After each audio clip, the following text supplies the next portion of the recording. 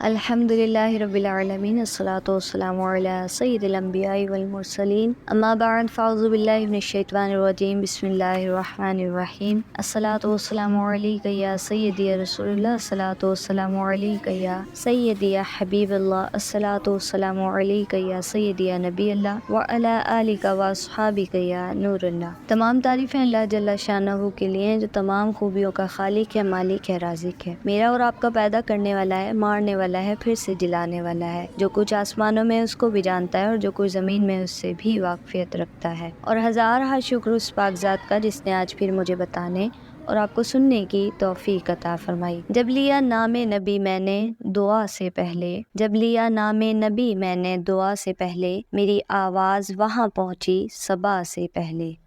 بے وضو عشق کے مذہب میں عبادت ہے حرام، بے وضو عشق کے مذہب میں عبادت ہے حرام، خوب لیتی ہوں آقا کی ثنا سے پہلے۔ حق سے کرتی ہوں دعا پڑھ کے محمد پہ درود، حق سے کرتی ہوں دعا پڑھ کے محمد پہ درود، یہ وسیلہ بھی ضروری ہے دعا سے پہلے۔ مجھ کو بھی ایک دن اس کی زیارت ہوگی، مجھ کو بھی ایک دن اس کی زیارت ہوگی، ایک دن آئیں گے وہ میری قضا سے پہلے۔ میری گفتگو کا آج موضوع ہے بسم اللہ الرحمن الرحیم کی برکات۔ سب سے پہلے دیکھ لیں کہ اس کا ترجمہ کیا ہے۔ بسم اللہ یعنی اللہ کے نام سے شروع، الرحمن الرحیم جو نہایت مہربان اور رحم کرنے والا ہے۔ بسم اللہ الرحمن الرحیم جس کو تسمیہ بھی کہتے ہیں، یہ قرآن مجید میں سورتوں کے ساتھ نازل ہوئی اور ہر سورت مبارکہ بسم اللہ الرحمن الرحیم سے شروع ہوتی ہے،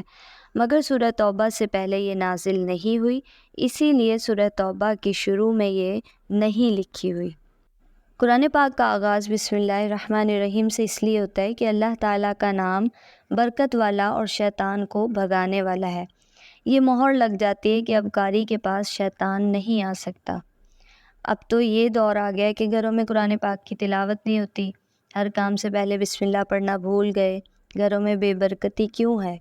اسی لیے کہ ہم اسلام اور قرآن سے دور ہو گئی ہیں۔ رسول اللہ صلی اللہ علیہ وآلہ وسلم نے ارشاد فرمایا کہ اے میرے صحابہ، ہر اچھے کام سے پہلے بسم اللہ الرحمن الرحیم پڑھا کرو، کیونکہ کفار ہر کام سے پہلے یوں کہتے تھے بسم اللہ طول عزا یعنی لات اور رضا کے نام سے شروع، نعوذ باللہ، لیکن جب بھی کوئی کام کرو تو یہ کہو بسم اللہ الرحمن الرحیم۔ رسول اللہ صلی اللہ علیہ وآلہ وسلم معراج کی رات جنت میں تشریف لے گئے۔ آپ نے وہاں 4 نہریں دیکھی، شہد کی، دودھ کی، شراب کی، پانی کی نہر۔ ہر نہر جس ستون سے شروع ہوتی، جس ستون سے نکلتی، وہاں بسم اللہ الرحمن الرحیم رکھا ہوا تھا۔ بسم اللہ کی میم سے پانی جاری تھا، اللہ کی ہا سے دودھ جاری تھا، رحمان کی نون سے شراب جاری تھا، رحیم کی میم سے شہد جاری تھا۔ رسول اللہ صلی اللہ علیہ وآلہ وسلم نے پوچھا کہ اے باری تعالیٰ، یہ نہریں کن کے لیے جاری کی گئیں؟ اے باری تعالیٰ، یہ نہریں کن کے لیے جاری کی گئیں؟ تو اللہ تعالیٰ نے فرمایا کہ اے میرے پیارے محبوب، آپ کی امت کے لیے، آپ کی امت کے وہ لوگ جو ہر کام اچھے سے کرنے کے لیے بسم اللہ الرحمن الرحیم پڑھیں گے، یہ ان کے لیے تیار کی گئیں۔ تو معلوم ہوا بسم اللہ سے شروع کرنے والا کام اچھا بھی ہوتا ہے اور تکمیل تک بھی پہنچتا ہے۔